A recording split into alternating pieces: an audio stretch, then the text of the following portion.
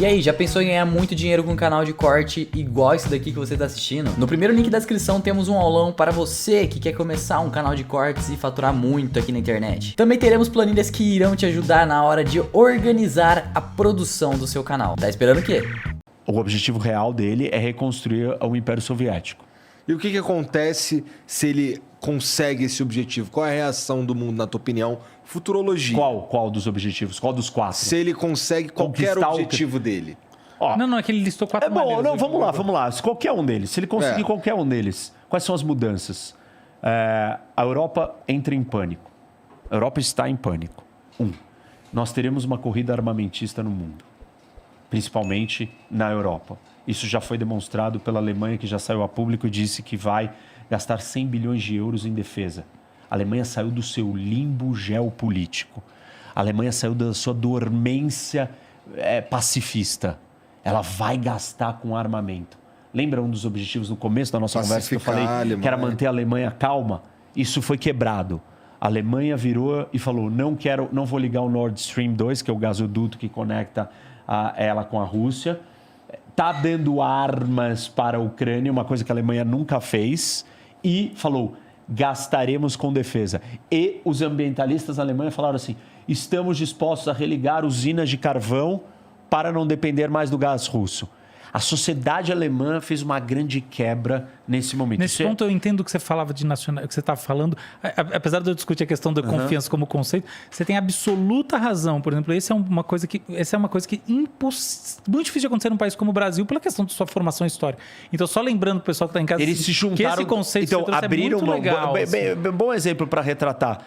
Você abrir mão da sua ideologia. Isso. Ambientalista. Exato. Que é um dos lugares onde isso é mais forte. O Partido Verde na Alemanha é o partido que tem mais assentos no parlamento no mundo. Porque a Alemanha, pós-Segunda Guerra, pós-destruição, pós-medo e ameaça de ser o centro de um combate nuclear, ficou paranoica, ficou pacifista e ficou muito ambientalista. Sim. Tem ainda a questão da Alemanha Oriental ter fábricas bastante poluentes, que foram... O pessoal é bom saber em casa, mas é isso aí. Isso. E aí o que acontece? Então, a Alemanha mudou de paradigma. A Europa mudou, a Polônia vai mudar. A Finlândia e a Suécia falaram que vão entrar na OTAN. E como que os russos vão receber a Finlândia? Os russos sempre disseram para a Finlândia, se você entrar na OTAN, acabou, eu vou te invadir. Em 1939, os russos invadiram a Finlândia. O Winter War, Guerra do Inverno. Os finlandeses, com muito menos soldados, venceram os russos.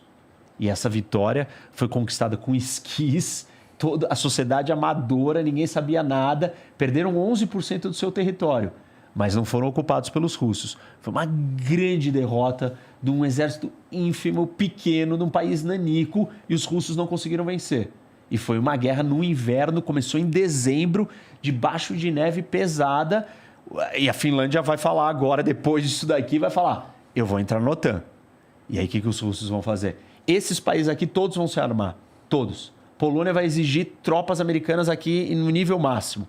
Tudo que o Putin queria, enfraquecer a OTAN, dividir a Europa, mostrar que os Estados Unidos está fraco, mostrar que o mundo ocidental está em decadência, num primeiro momento ele não vai conseguir. Talvez ele não vá conseguir nunca. Tem problemas. Isso daqui vai gerar uma crise de refugiados. Já está gerando. Tem gente que já está falando em 2 milhões. 1,5 milhão certo. Já entrou 1,5 milhão de refugiados para cá. Quando teve a guerra da Síria, aqui, ó, 1,3 milhão. E a guerra da Síria causou todos aqueles estragos que eu falei. Divisão política, Brexit. E agora a gente está tendo muito mais gente. Agora a gente já tem quase 2 milhões... Mas e se falam em 5 milhões. Tá, mas tem só uma diferencinha, acho que... Tem, não sei se importante. Já sei qual que você vai falar. Isso aí, então toca pau, explica para o pessoal. Fala aí. Culturalmente não é a mesma coisa. Isso, não é a mesma coisa. Os poloneses estão mega simpáticos, super empatia, Ucrânia, povo irmão, falam quase a mesma língua, são parecidos, são então iguais. Então questão religiosa também, porque... Isso, são muito parecidos. É gente de espírito liberal na Europa, né? Então funciona mais. Gostaram, estão gostando. Mas... 5 milhões. 5 milhões pesa. Pra caralho. 5 milhões tem um problema. Pressão e emprego. transporte, moradia, educação, saúde. Você afeta a estrutura organizacional do país. Não é só uma questão assim, ele fala a mesma língua que eu, ele é parecido comigo, ele tem a mesma história igual, a gente já dominou ele lá atrás. Não é só isso. Não. É pressão social. Numérica. E isso vai causar problema. Deixa eu fazer uma pergunta para você. Como que é, não sei se você sabe, a questão etária na Ucrânia e especialmente dessas pessoas que estão fugindo, esses refugiados e refugiadas. Porque uma questão importante na Europa hoje em dia é o envelhecimento da população. Então é muito diferente se vem gente do seu país mais velha e gente mais nova. Então você tem alguma diferença, alguma especificidade na Ucrânia? Olha, assim, a gente não tem os números certos, mas tem todo tipo de gente. Tem gente jovem e tem gente mais velha. Mas é um país mais de velhos? Porque a Ucrânia é um que eu nunca fui. Assim, eu não sei o perfil demográfico assim de cabeça. Que essa é uma questão que vale a pena olhar, né? Porque isso muda. Na eu sei que a Polônia está estagnada. Tem uma população estagnada há muito tempo. Polônia, muito exemplo tempo. Perfeito que você está falando. Porque assim, você anda na Inglaterra, sobretudo Londres, cara, o que tem de polonês trabalhando nas coisas e o pessoal jovem. Porque a verdade é que você vai num prédio, qualquer lanchonete, né, em Londres, não tem funcionário. Os caras não, entendeu? E quem é que atende nesses lugares? Os hotéis, todos os hotéis de Londres, tudo.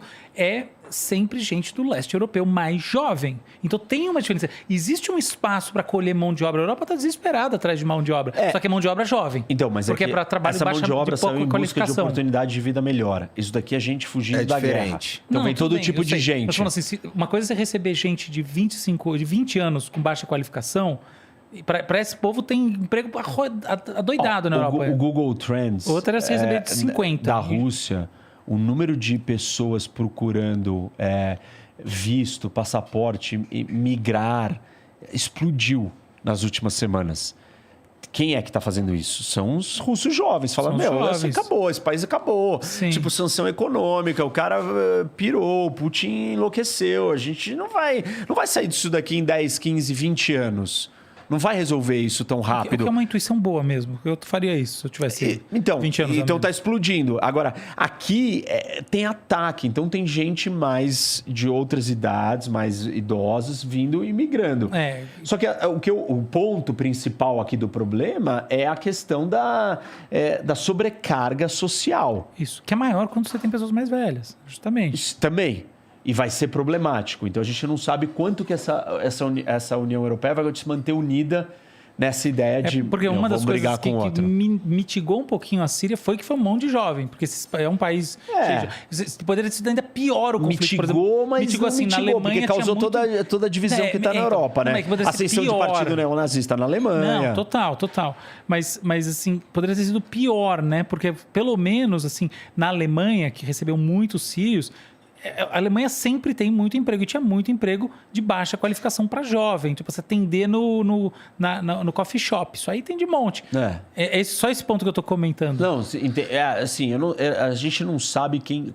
Assim, os números nem são precisos. Quantas pessoas já saíram, entendeu? Tipo, tem gente já falando em 2 milhões. 1,5 já está colocado. Mas você não sabe a idade dessas pessoas. Enfim, exatamente. Não tem como saber nada agora. Está uma loucura. O que vai acontecer além disso? A Rússia, ela vai ter que dobrar a aposta. Putin, assim, dificilmente ele vai recuar, porque as pressões internas vão ser maiores, as pressões externas estão sendo maiores. A gente vai ver uma aproximação da Rússia com a China. Isso é um grande perigo e problema. A gente vai ver, talvez, esses países ditatoriais... Já estamos vendo, né? Já. Mas é que quando ele depender menos daqui, ele só vai poder depender de lá. E isso vai criar um laço maior dos dois. Isso é um problema, porque são duas grandes ditaduras. E a China, mais uma vez, vai capitalizar muito em cima da situação, né? Porque você poder negocie com alguém internacionalmente que só pode negociar com você. Isso. Meu Deus. Isso. E alguém que tem muitos recursos naturais e alguém que precisa de muito recurso natural. Porque a China e a Rússia, elas são complementares. Um tem muito para vender e o outro precisa de muito para comprar. Então tem uma aliança natural. As duas têm um projeto totalitário. Então a gente vai ver essa onda não liberal vindo para cima mais agressiva. Aí a grande decisão, o momento decisivo que eu entendo do Ocidente é como o Ocidente vai rebater tudo isso. Nós vamos nos perder na nossa última ou constante guerra cultural, polarização, divisão interna ideológica de discussão de coisas pequenas, ou nós vamos entender a gravidade do que está acontecendo no tabuleiro do mundo, vamos se unir e vamos falar, não, nós temos que ir junto caminhar para um lugar.